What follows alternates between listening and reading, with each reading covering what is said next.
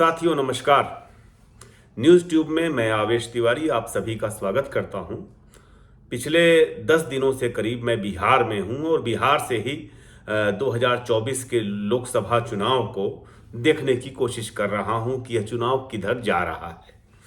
एक तरफ जहां नरेंद्र मोदी सरकार है 400 से ज़्यादा सीटों का दावा कर रही है, दूसरी तरफ इंडिया गठबंधन है जिसका एक हिस्सा टूट गया चुनाव से ठीक पहले, नीतीश कुमार अलग हो गए और बाकी जो हिस्से बचे हैं, बाकी जो धड़े बचे हैं उनमें सीटों के बंटवारे को लेकर, जबकि पहले चरण का चुनाव बहुत नज़दीक है, भयंकर मारामारी चल रही है।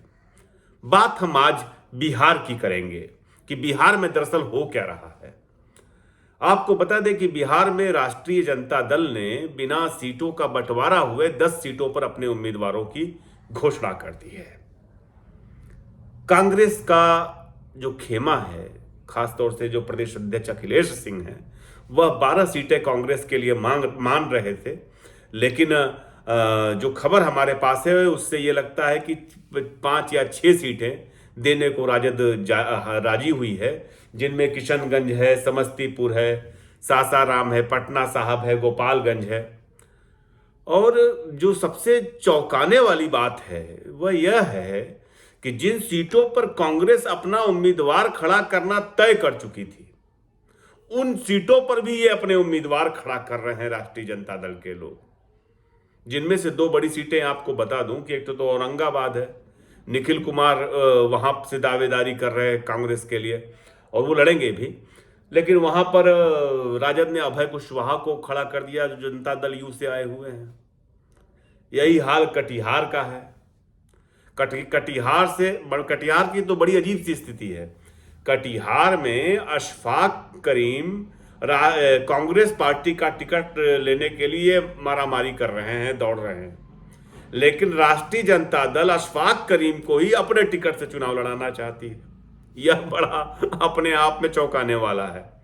और दूसरी तरफ हुआ यह है कि पप्पू यादव अपनी पार्टी के साथ तो कांग्रेस में शामिल हो गए, लेकिन अब पप्पू यादव जिस पूर्णिया सीट से लड़ना चाहते हैं, राष्ट्रीय जनता दल ने उसमें भी रोड़ा अटका दिया है। उसने बीमा भारती को शामिल कर लिया है राजद में। अब उम्मीद है कि बीमा भारती को पूर्णिया से टिकट देंगे। और उधर पप्पू यादव ने अपने ट्विटर पर साफ साफ लिख दिया है कि मर जाएंगे, पूर्णिया नहीं छोड़ेंगे। तो वहां पर भी पेच खड़ा कर दिया। उसको लेकर के भी कांग्रेस में खलबली मची हुई है। दरअसल हुआ यह है कि सीटों का बंटवारा विलंब से होने से सारे जो पासे थे वो इधर उधर बिखर गए। कांग्रेस का अंतर्विरोध भी खुलकर के दिख रहा है। यह बिल्कुल साफ है कि पप्पू यादव जब कांग्रेस में आए तो यह बात प्रदेश अध्यक्ष अखिलेश सिंह को कतई पसंद नहीं आई, बिल्कुल पसंद नहीं आई। इसका अनुमान भी था, वो अपने लड़के के लिए लगे हुए थे और तमाम चीजें थी, भविष्य भी, अपना राजनीतिक भविष्य भी देख रहे हुए और देखा भी जाता है। लेकिन यह कैसे हो सकता है, यह कैसे संभव है? आपको बता दूं कि कांग्रेस को पिछले चुनाव में बिहार से 1 सीट मिली थी, लोकसभा चुनाव में। राजद को तो वो भी नहीं मिली थी, लेकिन राजद कर रही है अपनी मनमानी। लालू प्रसाद यादव हर चुनाव से पहले ये करते हैं। लेकिन इस बार स्थिति ऐसी हो गई है कि राष्ट्रीय फलक पर, राष्ट्रीय स्तर पर भले इंडिया गठबंधन जैसी कोई चीज दिखाई दे रही हो, लेकिन बिहार में कांग्रेस और राजद दोनों अलग अलग दिशाओं में चल रहे हैं। और यह स्थिति बनी रही तो इंडिया गठबंधन अगर 3 सीटें भी जीत जाए यहां से तो बहुत बड़ी बात होगी।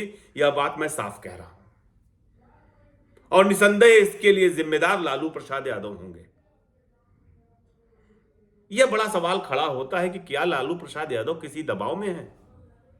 हेमंत सोरेन जेल में है, अरविंद केजरीवाल जेल में है, तमाम नेता जेल में है, कविता जेल में है, तमाम पर छापे डाले जा रहे हैं। तो क्या लालू प्रसाद यादव किसी दबाव में आकर के ऐसे निर्णय ले रहे हैं कि बिना गठबंधन के समझौते के, बिना टिकटों पर, सीटों पर समझौते के बिना जो उम्मीदवारों को टिकट दिए जा रहे हैं, उसके पीछे है क्या? क्या कांग्रेस से सहमति ली गई है? जहां तक मेरी जानकारी है कोई सहमति नहीं ली गई है। कांग्रेस का एक बड़ा दुर्भाग्य यह है कि कांग्रेस के जो यहाँ के प्रभारी हैं मोहन प्रकाश जी, मेरे बड़े खास पुराने परिचित हैं, लेकिन मोहन प्रकाश जी बीमार हैं और वो चलने फिरने में थोड़ा उनको दिक्कत है, वो तो बिहार आते ही नहीं। तो बिहार के नेताओं को कुछ कहना होता है तो वो जाते हैं दिल्ली। दूसरी बात, अभी आपने देखा होगा कि कांग्रेस के प्रदेश अध्यक्ष अखिलेश सिंह ने लालू प्रसाद यादव से मुलाकात की, लेकिन वो अपनी सीटों को लेकर के कोई पत्ते ही नहीं खोल रहे हैं। उनसे जब पूछा गया कि राजद अपने सीटों की घोषणा कर रही है तो कह रहे हमें नहीं पता। तो कुल मिला के अंदर खाने जो राजनीति चल रही है वो उम्मीदवारों को, संभावित उम्मीदवारों को भी निराश कर रही है और इंडिया गठबंधन के जो समर्थक हैं उनको भी निराश कर रही है। मुझे लगता है कि सीटों का बंटवारा सम्मान पूर्वक हो जाता तो यह बेहतर था। फिलहाल जो जंग बिहार की धरती पर चल रही है वो निसंदेह इंडिया गठबंधन को कमजोर कर रही है, उससे लालू जी की अपनी छवि भी कमजोर साबित होती दिख रही है। फिर मिलेंगे, फिर बात होगी बिहार के घटनाक्रम पे ही नहीं, देश के घटनाक्रम पर भी बात करेंगे। नमस्कार।